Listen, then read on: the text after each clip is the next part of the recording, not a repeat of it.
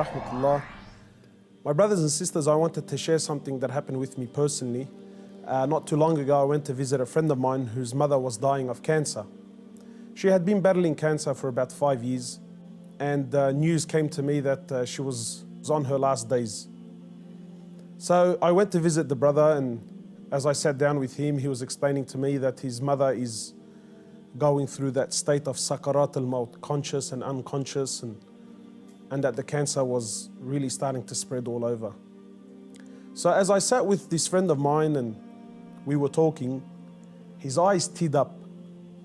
So I assumed that because his mother's dying, and so I tried to comfort him, and I said to him, look, you know, this is natural in life. And he said to me, I'm not crying because she's leaving. And of course I am upset, but that's not why I'm crying. I said, then why are you upset? He said, I'm upset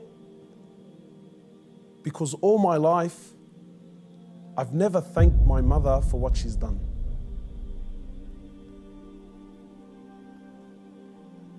And honestly, I can't explain what happened to me when he said these words, you know. He said, all my life, I've never once in my life said thank you to my mum.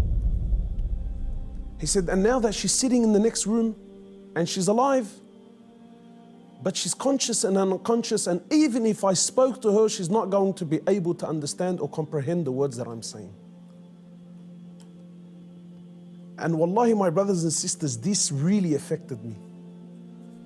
That all his life, you know, all of our lives, for those of us who are fortunate enough that their mothers are still around, you know.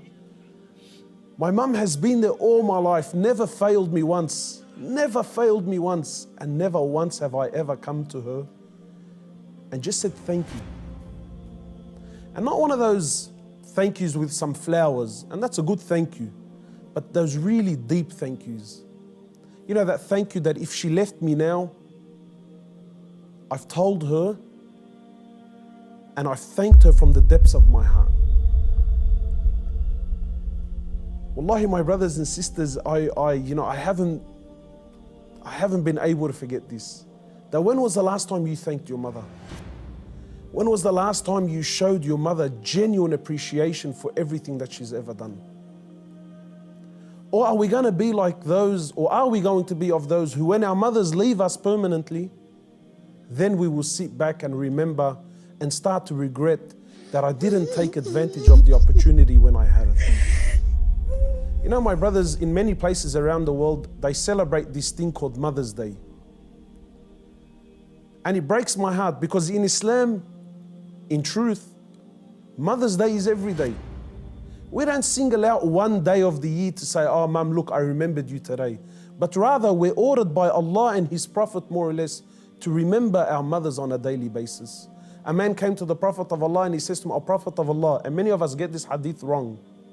He says, O Prophet of Allah, who is most deserving of my kind treatment? He says to him, your mother. He says, then whom? He said to him, your mother. He said to him, then whom? He said to him, your mother. He said, then whom? He said, then your father.